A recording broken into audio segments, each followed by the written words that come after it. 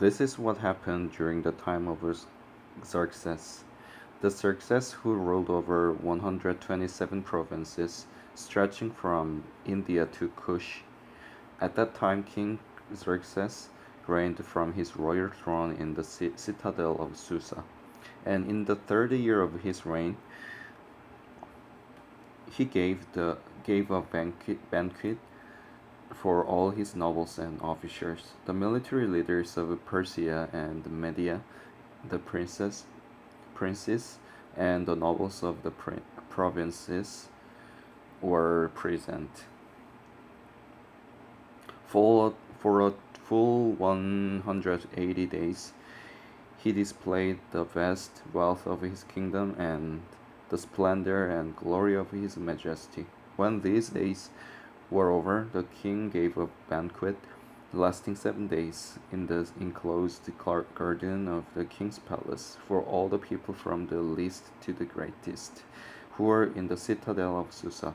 The garden had hang- hangings of the hangings of white and blue linen, fastened with a cord of white linen and purple material to silver rings on marble pillars. There were couches of gold and silver on a mosaic pavement of porphyry, porphyry marble,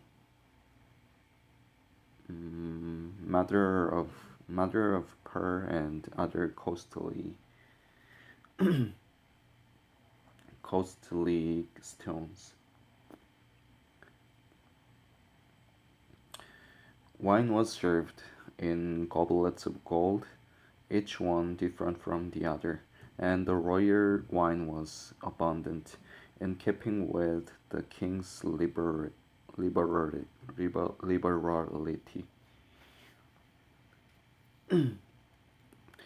By the king's command, each guest was allowed to drink in his own way, for the king instructed all the wine stewards to serve each man what he wished. Queen Vash Queen Vashti also gave a banquet for the women in the royal palace of King Xerxes. On the seventh day, when King Xerxes was in high spirits from wine, he commanded the seven eunuchs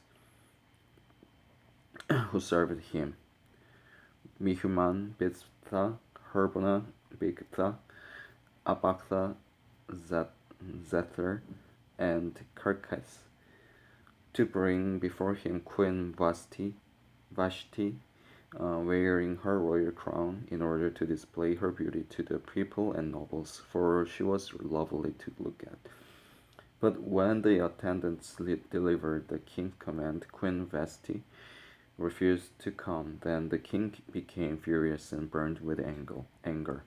Since it was customary for the king to consult experts in matters of law and justice, he spoke with the wise men who understood the times and were closest to the king: Karchana, Shethar, Admatha, Tarshish, Merces, Mersina, and Memucan, the seven nobles of Persia and Media, who had special access to the king and were highest in the kingdom.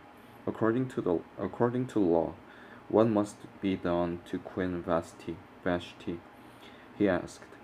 She has not obeyed the command of King Xerxes that the eunuchs have taken to her.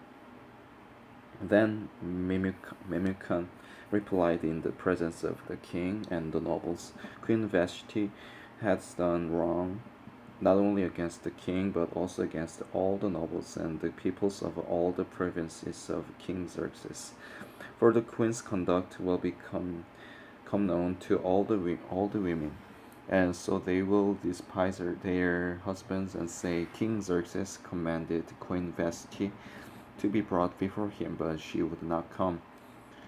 This very day, the Persian and Median women of the nobility who have heard about the queen's conduct will respond to all the king's nobles in the same way.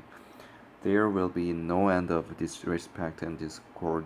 Therefore, Therefore, if it pleases the king, let him issue a royal decree, and let it be written in the laws of Persia and Media, which cannot be repealed, that Vashti is never again to enter the presence of King Xerxes. Also, let the king give her royal position to someone else who is better than she. Then, when the king's edict is proclaimed throughout all his vast reign, only women will respect their husbands from the least to the greatest. The king and his nobles were pleased with this advice, so the king did as Memucan proposed. He sent dispatches to all parts of the kingdom, to each province in its own script and to each people in its own language, proclaiming in each people's tongue that every man should be ruler over his own household.